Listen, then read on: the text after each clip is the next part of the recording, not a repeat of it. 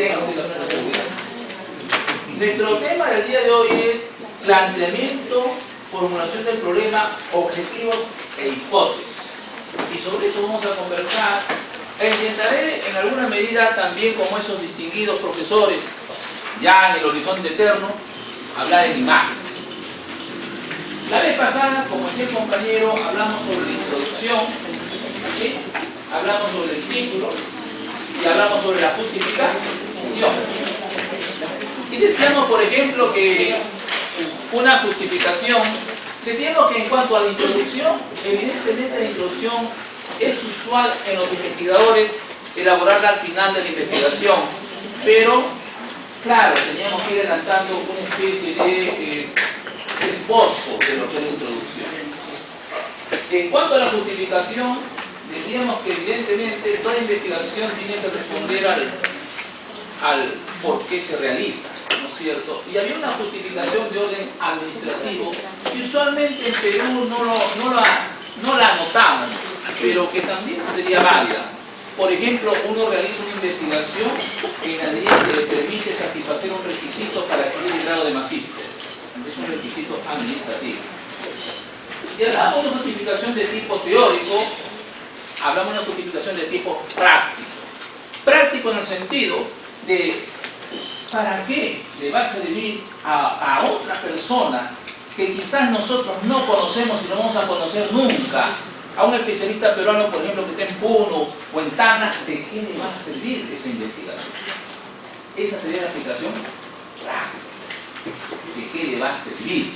Para su trabajo cotidiano, para ese trabajo inmediato que tiene que realizar con los alumnos. Esa es la justificación de un pragmático. Claro, ese día lo centramos y como dice la compañera, está ahí. Y damos al punto fundamental de toda investigación. Es usual en los investigadores decir que el planteamiento del problema señala casi el éxito del estudio, quizás en un 50%, dicen muchos colegas. Y claro, tiene que ser así porque en verdad es ahí donde nosotros vamos a determinar qué cosa es lo que vamos a estudiar, vamos a precisar qué cosa es lo que vamos a estudiar. Pero el planteamiento del problema también tiene que realizarse, claro está, siguiendo pues determinado, no procedimiento, sino determinado esquema. Y ahí van a variar, claro, los esquemas. Entonces hay que estar, vamos a ver qué esquema vamos a utilizar nosotros. El esquema que nosotros habitualmente empleamos es la del embudo, la figura del embudo. Imaginemos un embudo, ¿sí? Donde la parte final va a ser nuestras preguntas de investigación, ¿sí? Y la parte más gruesa va a corresponder a lo que llamamos propiamente el planteamiento, que va a tener, o pudiéramos, por razones didácticas, dividirlo en algunos aspectos. Por ejemplo, primero voy a señalar y después voy a desarrollar. El primer punto sería la descripción de la situación problemática. La descripción de la situación problemática. Por ejemplo, vamos a ver algo. Es conocido que en nuestro país un problema grave que tenemos está relacionado pues con dos áreas fundamentales, la lectura y la matemática. Y eso no nos podemos engañar. A ver, vamos a suponer que a alguno de nosotros nos interesara estudiar el aprovechamiento, el rendimiento en matemáticas de los alumnos del quinto o sexto de primaria, el último ciclo. ¿Cómo describiríamos la situación problemática? Pero antes eso quiero advertir que la situación problemática no indica necesariamente carencias, también indica superávit, ¿sí? Usualmente en nuestro país hablamos de carencias. ¿Cómo plantearíamos, cómo describiríamos la situación problemática en cuanto al aprovechamiento o rendimiento de nuestros alumnos en el área de la matemática? ¿Cómo pudiéramos describirlo? A ver, por ejemplo, si alguien tuviera alguna idea, No. ¿Cómo pudiéramos definir o iniciar esa descripción? ¿O qué datos, qué información utilizaríamos para definir esa situación problemática? Problemática en sentido de carencia, ¿no? Que estoy precisando. La carencia es una metodología para la resolución. Dile a la profesora que se mueva uno y muévete A más, ver, la ¿ya? colega Porque señala estás poniendo la los carencia, libros y metodología. las cosas. Está yendo a la posible causa. ¿Sí? A la posible causa. No entremos todavía ahí, sino describamos simplemente la situación. ¿Por qué consideramos que es un problema? Podríamos considerar los hechos que las pruebas estandarizadas que están tomando, que dicen que los niveles de matemática, de precisión en los textos matemáticas son bajos. Bien, tenemos una evidencia que pudiéramos llamar objetiva hasta cierto punto, los resultados de investigaciones nacionales e internacionales, ¿no es cierto? Por ejemplo, en cuanto a las investigaciones nacionales, las que realiza la Unidad de Medición de la Calidad Educativa del Ministerio de Educación, que todos ustedes pueden consultar en el respectivo portal del Ministerio de Educación.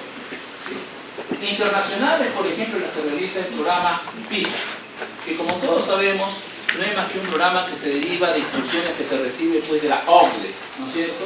Una organización internacional de los países económicamente más desarrollados de este planeta. Claro, sería un buen punto de inicio.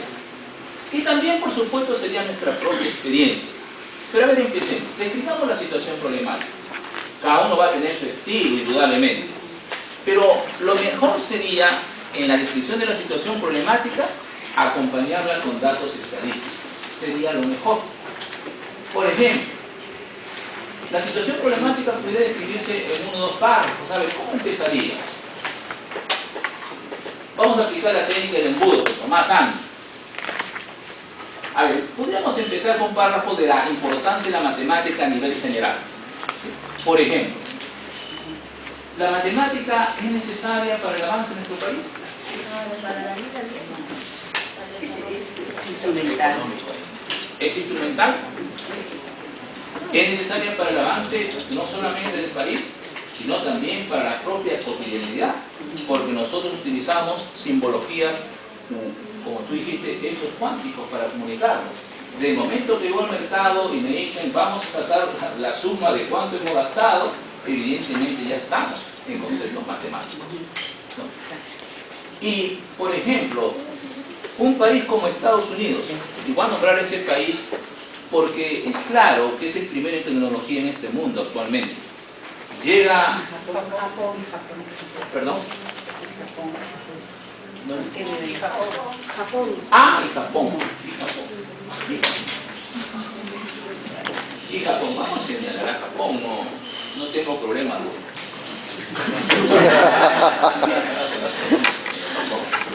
Tecnología, ¿no? Sí. Son grandes transformadores. Pero esta es una diferencia. Los romanos, permítanme pues la pequeña, los romanos fueron tremendos ingenieros, pero no fueron matemáticos. Los griegos fueron matemáticos, pero no fueron ingenieros. O sea, la ingeniería es la matemática aplicada, por ejemplo, ¿no? Ahí los romanos construían tremendas vías, acueductos que hasta ahora quedan, pero no se recuerda a ningún matemático griego, o perdón, romano. Pequeñas sutilezas, pero tecnológicamente es un país muy avanzado. En todo caso, por ejemplo, la posibilidad de haber llegado a la Luna implica, parte de la ciencia dura, la física y todo eso, su fundamento en la matemática, ¿no es cierto?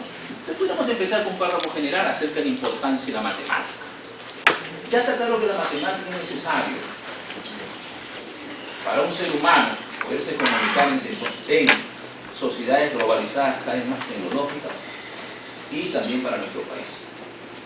Si nuestro país no desarrolla su conocimiento en matemática, no podrá insertarse, ¿sí?, con mejores posibilidades en los nuevos mercados globalizados mundiales.